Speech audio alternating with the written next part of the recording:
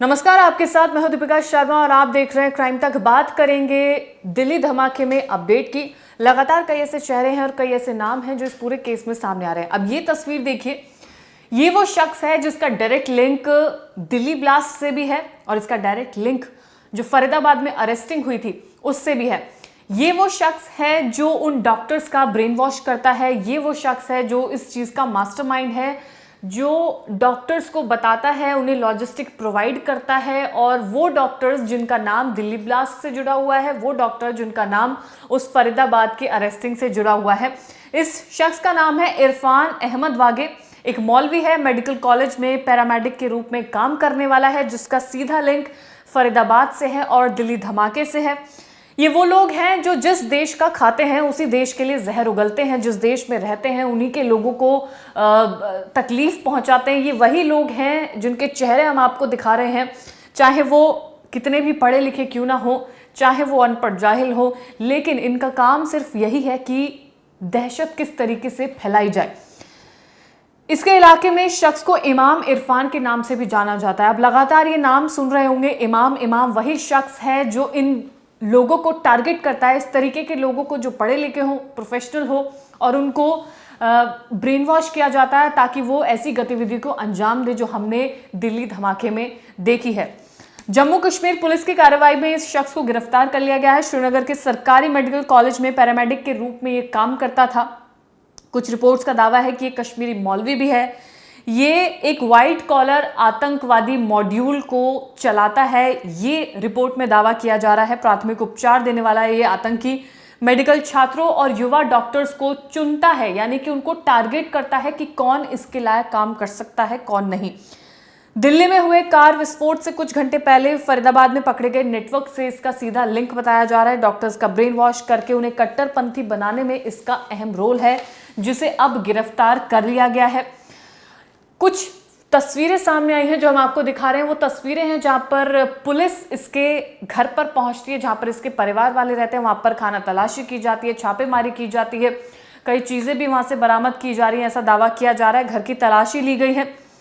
इमाम इरफान के घर पर पहुंची है पुलिस। आरोप है कि इमाम ने जैश-ए मोहम्मद में अपनी पहुंच बनाई है। सोचिए, जैश-ए मोहम्मद जो एक आतंकवादी समूह है, उससे इसकी पहुंच बनाई गई है। इसका हेडक्वार्टर भावलपुर पाकिस्तान में है और इसका जो आका है इस पूरे हेडक्वार्टर का, उसका कमांडर है मसूद अजहर। वही मसूद अजहर जिसके चाहने वाले मरे थे ऑपरेशन सिंदूर में, जिसमें उसने कहा था कि कई लोग उसके मारे गए हैं, वही इस जैश-ए मोहम्मद का कमांडर। और इस शख्स का लिंक उसी संगठन से बताया जा रहा है। अब मेडिकल कॉलेज तक इसने अपनी पहुंच कैसे बनाई, तो इसका जवाब है इमाम इरफान श्रीनगर के नौगाम की एक मस्जिद में मौलवी है। उसने खतरनाक प्लान्स बनाए, मेडिकल कॉलेज में एंट्री ली और यहाँ पर उन छात्रों को टारगेट किया जो संवेदनशील थे। वो मेडिकल कॉलेज में एमबीबीएस की पढ़ाई करने वाले लोगों को टारगेट करता था, जो वहाँ पर स्टाफ मौजूद है उसको अपना टारगेट बनाता था। डॉक्टर से बातें करके उनकी मानसिकता को समझता था और फिर ये आकलन करता था कि इस शख्स का ब्रेन वॉश किया जा सकता है या नहीं किया जा सकता है। इमाम ने व्हाइट कॉलर टेरर नेटवर्क बनाया। हम व्हाइट कॉलर टेरर नेटवर्क की कल से बात कर रहे हैं। दरअसल ये वो मॉड्यूल है जिसमें पढ़े लिखे लोगों का इन्वॉल्वमेंट होता है, जो इस तरह की गतिविधियों को अंजाम देते हैं, आतंकवादी गतिविधियों को अंजाम देते हैं। और कल से लगातार हम देख रहे हैं कि इसमें 4-5 डॉक्टर्स के नाम सामने आए जिनको अरेस्ट भी किया गया है, चाहे वो फरीदाबाद से अरेस्ट करना हो। एक जो डॉक्टर उमर, जो उस गाड़ी को चला रहा था जो दिल्ली के लाल किले के सामने फटती है, जिसमें विस्फोट होता है, वो भी डॉक्टर। वो जो महिला लखनऊ की है जो पढ़ाती है, वो भी एक डॉक्टर। तो ये एक व्हाइट कॉलर टेरर मॉड्यूल हमें इस पूरे मामले में नजर आ रहा है, जो अपने आप में एक सबसे अलग बात है कि आप अनपढ़ जाहिलों से क्या एक्सपेक्ट करेंगे जब पढ़े लिखे ऐसे लोग जिन्होंने एमबीबीएस की डिग्री ली है, जो डॉक्टरेट कर चुके हैं, जो पढ़े लिखे हैं, वो ऐसी गतिविधि को अंजाम दे रहे हैं, तो आप किससे क्या उम्मीद करेंगे। तो ये एक मॉड्यूल इसमें नजर आ रहा है। मेडिकल प्रोफेशनल को रिक्रूट इस शख्स ने किया, उन्हें लॉजिस्टिक प्रोवाइड की, उन्हें एक्सप्लोजिव मटेरियल प्रोवाइड किया गया है। अब जो पुलिस है वो इस शख्स तक कैसे पहुंचती है? फरीदाबाद के डॉक्टर मॉड्यूल के जरिए पुलिस इमाम तक पहुंचती है। अब इस डॉक्टर मॉड्यूल में 4 नाम है। पहला नाम है doctor Muzammil, doctor Umar, doctor Shaheen, doctor Adil. Doctor Shaheen ये वो महिला है जिसके गाड़ी से AK-47 भी बरामद की गई थी। फरीदाबाद के जिस कमरे से भारी मात्रा में बम बनाने वाला सामग्री मिली है, केमिकल बरामद हुआ है, वो कमरा डॉक्टर मुजम्मिल गनई ने करीब 2 महीने पहले किराए पर लिया था और कमरे से करीब 2900 किलो विस्फोटक सामग्री और हथियार बरामद किए गए हैं। सोचिए, इतनी तादाद में, इतनी क्वांटिटी में ये पदार्थ बरामद किया गया है, तो इनका जो नेक्सस था वो काफ़ी ज़्यादा बड़ा था, इनका जो टारगेट था वो काफ़ी ज़्यादा बड़ा था। क्योंकि हाल फिलहाल में हमने ये भी सुना कि डॉक्टर उमर जो उस गाड़ी में मौजूद था, जो उस गाड़ी को चला रहा था, जो गाड़ी फटती है, वो यूं कहे कि जल्दबाजी में उसको विस्फोट किया गया। ये भी एक एंगल इसमें निकाला जा रहा है। तो ये जो मकान था वो अल फला यूनिवर्सिटी से महज 500 मीटर की दूरी पर है।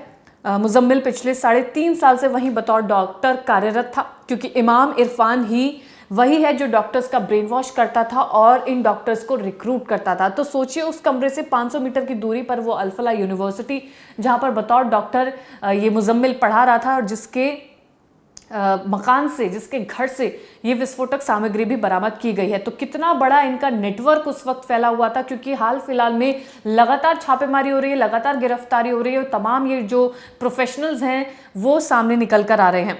अब सुरक्षा एजेंसी को पता चला है कि आतंकी संगठन भारत में पुराने नेटवर्क को पीओके से एक्टिव करने की कोशिश कर रहे हैं। ये एजेंसीज को पता चला है, जिस पर भी लगातार जांच की जा रही है।